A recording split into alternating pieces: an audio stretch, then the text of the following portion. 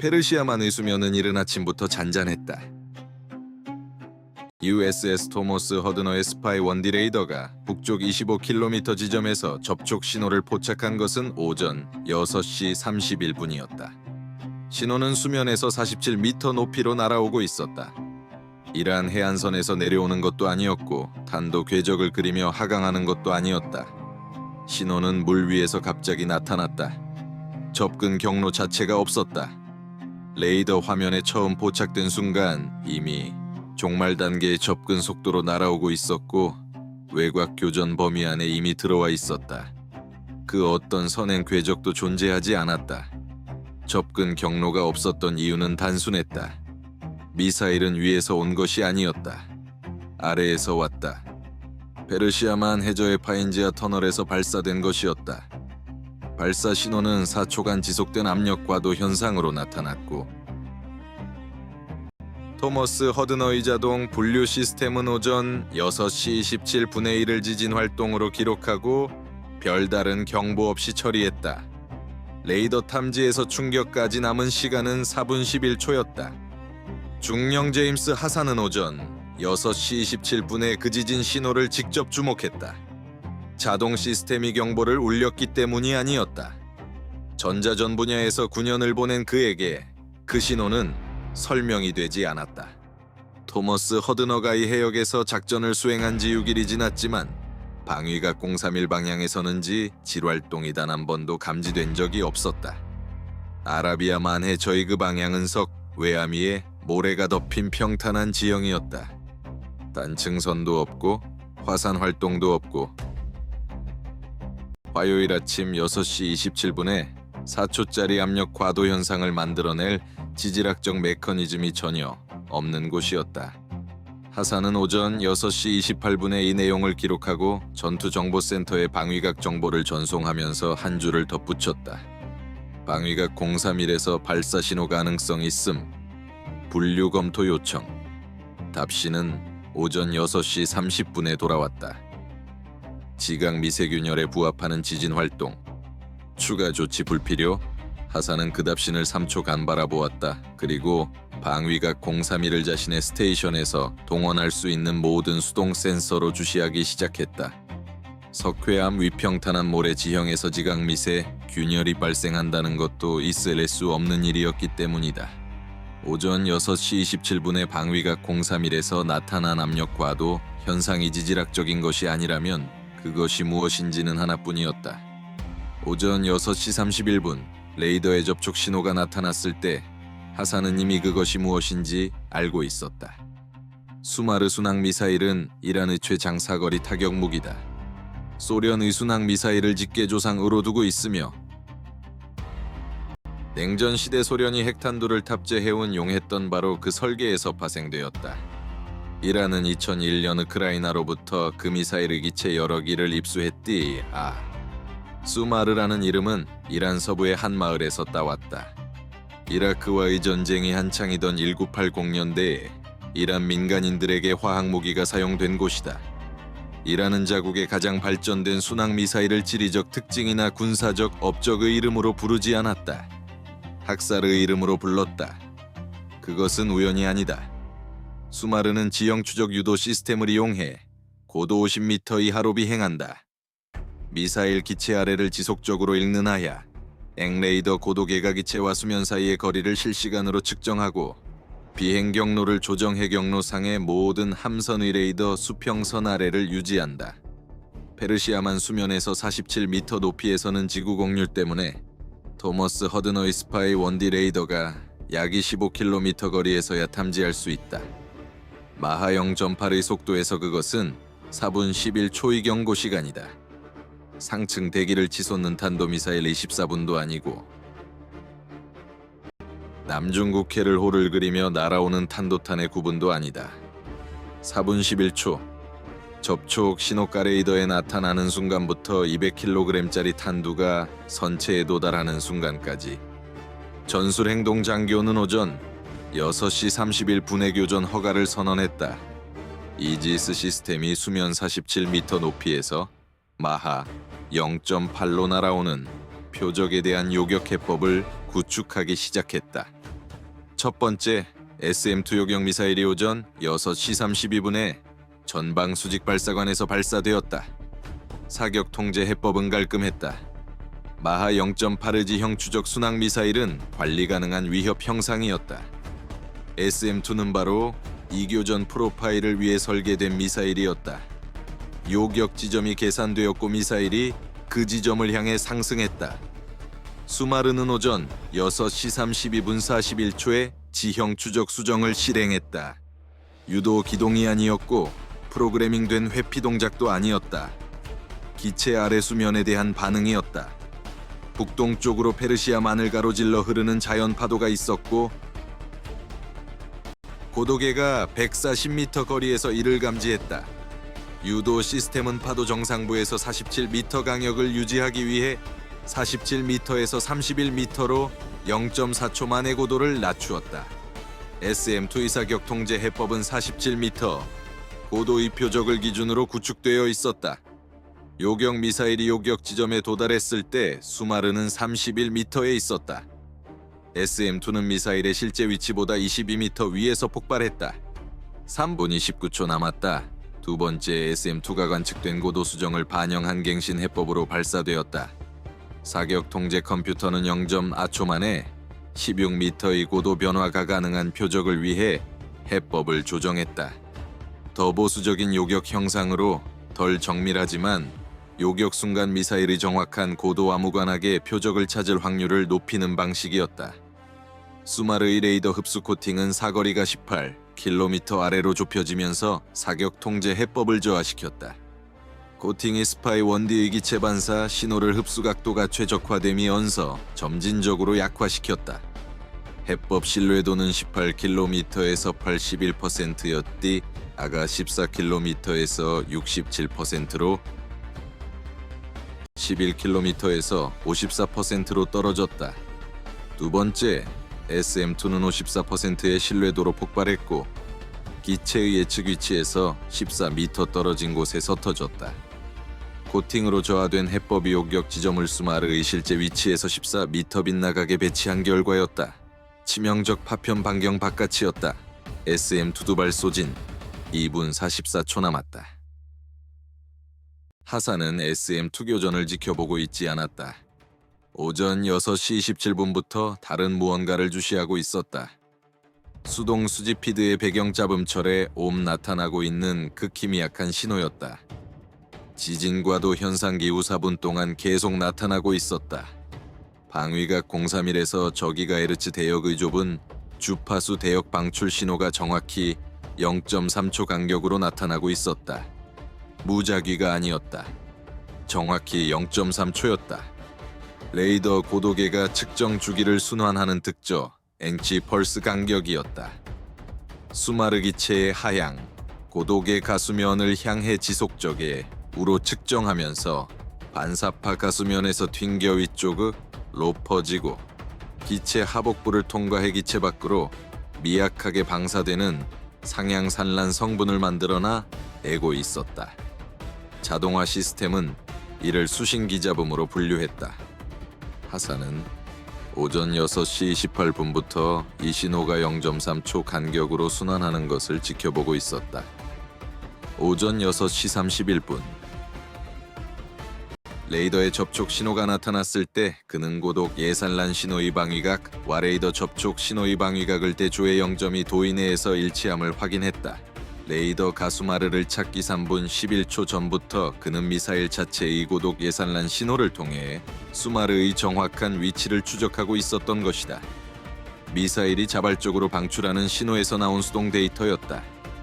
레이더로 저하된 사격 해법이 만들어내는 14m 불확실성이 아니라사 미터 이내의 위치와 고도 정보를 주는 데이터였다. 그는 오전 6시 31분 44초 위치갱신 정보를 전투정보센터에 제출했다. 레이더의 접촉 신호가 나타난 지 13초 후였다. 답시는 오전 6시 32분에 돌아왔다. 비표 준수 집출처의 위치 데이터. 현재 사격 통제 해법의 통합 불가. 하사는 방위각 031을 계속 주시했다. 계속 기록하고 계속 구축했다. SM-2의 최적 교전 거리 안으로 해면 활강 미사일이 들어왔을 때를 위해 설계된 무기인 SSM이 오전 6시 33분에 수마르가 14km를 통과하면서 발사되었다. 소형의 고속인 이 미사일은 종말 교전 형상에서 익은 접전을 위한 것이었다. SSM은 종말 교전 범위로 빠르게 상승했고 표적에서 8km 거리에서 능동 레이더 탐색기가 활성화되었다. 탐색기는 코팅으로 저하된 반사 신호를 포착하고 스파이 원디의 사격 통제 데이터와 독립적으로 자체 유도 해법을 구축했다. 수마르는 오전 6시 33분 17초에 또 다른 파도 수정을 실행했다. 이번에는 더 큰 파도였다. 3m 파도 정상부를 고도계가 80m 거리에서 감지하고 0.2초 만에 비행 경로를 11m 낮추었다. SSM 탐색기는 특정 고도의 표적을 추적하고 있었다. 표적이 0.2초 만에 11m 아래로 내려갔다. 탐색기는 새로운 고도 대역을 탐색하면서 0.6초간 반사 신호를 잃었다. SSM은 0.6초 전에 수마르가 있었던 공간을 통과해 타이머로 폭발했다. 표적의 실제 위치에서 31m 지나친 곳이었다. 3번의 요격 시도, 3번의 실패. 1분 47초 남았다. 펠랭크스가 수마르가 4km를 통과하면서 활성화되었다. 근접 방어무기 체계 의사격 통제 레이더가 4km 거리에서 코팅으로 저하된 반사 신호를 포착하고 추적을 시작했다. 펠랭크스 의사격 통제 레이더는 스파이 원디와 다른 주파수 대역에서 작동했고 코팅의 흡수 프로파일은 스파이 원디 대역에 최적화되어 있었기 때문에 펠랭크스 주팟 우에서는 주 레이더보다 더 강한 반사 신호를 만들어냈다. 추적은 더 양호했다. 해법이 구축되고 있었다. 오전 6시 35분 14초 하산이 전송했다. 보고도 아니었고 분류 검토 요청도 아니었다. 펠랭크스 사격 통제 시스템에 대한 직접 데이터 주입이었다. 그의 수동 고도계 산란 해법이었다. 4m의 위치 정확도, 3분 47초의 연속 수집 동안 확보한 수마르의 정확한 고도와 정확한 방위각 데이터를 사격 통제 추적 갱신으로 포맷해 전투정보센터 승인 체계를 거치지 않고 펠랭크스 콘솔에 직접 전송했다. 그에게는 그런 행동을 취할 권한이 없었다. 하지만 그 행동은 펠랭크스 사격 통제 시스템의 자체 레이더 해법보다 2.4km 더 일찍 수마르의 정확한 위치를 제공했다. 펠랭크스는 오전 6시 35분 19초에 표적을 포착했다. 2.4km 거리였다. 코팅된 해면 활강 표적에 대해 자체 레이더로는 그 거리에서 해법을 구축한 적이 없는 형상이었다. 하산 이고독의 산란 데이터가 레이더가 제공할 수 없었던 해법을 제공했다. 사격은 오전 6시 35분 19초에 2.4km 거리 44m 고도의 표적에 대해 이루어졌다. 탄환들은 0.4초 만에 용격 지점에 도달했다. 수마르 의전 방부를 찾아냈다. 탄두가 아니었다. 유도 섹션이었다. 지형 추적 레이더 고도계와 전방 기체에 탑재된 항법 전자 장치였다. 파편 패턴이 고도계 하우징을 찢어냈고 유도 섹션 QW 아비행 제어면 사이의 항법 버스 연결을 끊어버렸다. 수마르는 페르시아 만수면사 14m 높이에서 지형 추적 유도를 잃었다. 토머스 허드너의 선체까지 1.88km 남은 지점이었다. 지형 추적 없이 비행 제어 시스템은 마지막으로 명령받은 고도 인사 14m를 유지하려 했다. 유도 섹션이 고도계 신호를 재획득하려 시도하면서 0.7초 동안 그 상태가 지속되었다. 아무것도 찾지 못했다. 그리고 마하 0.8로 비행하는 미사일에 작용하는 공기역학적 힘들이 기술을 아래로 당기기 시작했다. 즉각적이지 않았다. 급격하지도 않았다. 고도를 유지하던 시스템이 작동을 멈추고 물리학이 인계받은 LD대 미사일이 하강하는 방식으로 서서히였다. 수마르는 나머지 1.88km를 커버하는 1.4초 동안 44m에서 31m로 19m로 8m로 하강했다. 페르시아만 수면 8m 높이에서 2m 파도의 정상부와 충돌했다. 탄두는 수면 충격으로 기폭했다. 오전 6시 35분 31초 토머스 허드너이 좌현 선수에서 340m 떨어진 지점이었다. 완전 기폭이었다. 200kg짜리 탄두가수면에서 폭발하며 전체 에너지를 반구 형폭풍 패턴으로 위쪽과 바깥쪽으로 방출했다. 폭풍파는 340m의 열린 수면을 이동해 토머스의 후 허드너이 좌현 선체에 도달했다. 거리로 인해 약화된 상태였다. 그래도 충분했다. 선체는 좌현에서 압력 충격을 흡수했고 좌현 통로를 따라 있는 격실에서 승조원 내면 기스러졌으며 과압으로 함교 유리 창두개가 산산조각 났고 구조 모니터가 기록한 선체 굴곡은 손사 앵통제팀 6분 만에 허용 범위 내임을 확인했다. 폭발로 인 함물 기둥이 수면에서 삿 1m 높이로 치솟았다.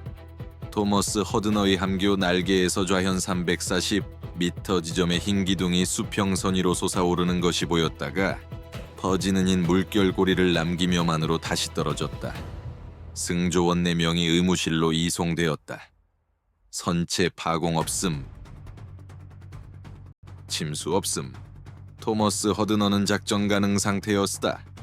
하사는 오전 6시 37분에 펠랭크스 사격 통제 시스템에 대한 무관한 데이터 주입을 전체 기술적 세부 사항과 함께 교전 일지에 기록하고 아무도 그에게 묻기 전에 전투정보센터에 제출했다. 전술행동 장교는 그것을 읽고 회로를 통해 그의 위치를 호출했다. 펠랭크스 사격 통제 시스템의 데이터를 직접 주입할 권한이 없었다. 하사는 자신의 화면을 바라보았다. 오전 6시 28분부터 0.3 초강력으로 순환하고 있던 고독의 산란 신호를 레이더가 14m 불확실성으로 보던 표적에 대해 4m의 위치 정확도를 제공한 3분 47초의 연속 수동 수집을 바라보았다. 2초 동안 아무 말도 하지 않았다. 그리고 말했다. 그렇습니다. 없었습니다. 오전 6시 27분의 지진과도 현상 방위각에서 고정된 지하 터널 발사 위치. 오전 6시 28분부터 오전 6시 35분까지의 고도 계산란 수집. 오전 6시 31분부터의 레이더 접촉 추적이 22m 이내로 삼각 측량되었고 오전 6시 38분에 토마호크 2발을 받았다. 터널 입구와 그 위의 사격 통제소는 오전 6시 49분에 존재를 멈추었다. 이라는 수마르 미사일이 해안선이 아닌 물에서 나타날 수 있도록 페르시아만 해저에 발사 터널을 파는데 수년을 보냈다. 접근 경로 없음, 해안 레이더의 경보 없음, 외곽 교전 범위 안에 이미 완전히 형성된 상태로 나타나는 표적, 존재와 충격 사이에 4분 11초를 두고 수마르는 수면 47m에서 비행하며 모든 통상적인 교전을 무력화했다. 토머스 허드너는 레이더로 저하된 반사 신호를 기반으로 구축된 3번 의욕격 해법을 시도했다. 3번 모두 빗나갔다. 수마르는 선체에서 340m 떨어진 파도에 충돌했다. 자동화 시스템 이수신 기잡음으로 분류한 신호를 중령 1명이 4분 동안 주시했기 때문이었다. 레이더 고도계에서 미사일 기체를 통해 위쪽으로 새어나오는 0.3초 펄스를 주시하며 3분 47초 동안 그 신호로 사격 통제 해법을 구축해 펠랭크스 A.4km의 추가 교전 형상을 제공했다. 이라는 발사대를 지하에 숨겼다. 수마르는 파도 클러터와 레이더 코팅 속에 자신을 숨겼다. 하사는 그것이 숨길 수 없는 신호에서 그것을 찾아냈다. 발사된 순간부터 방출하고 있었고 멈출 수 없었던 신호. 그 신호 없이는 비행 자체가 불가능했기 때문이었다.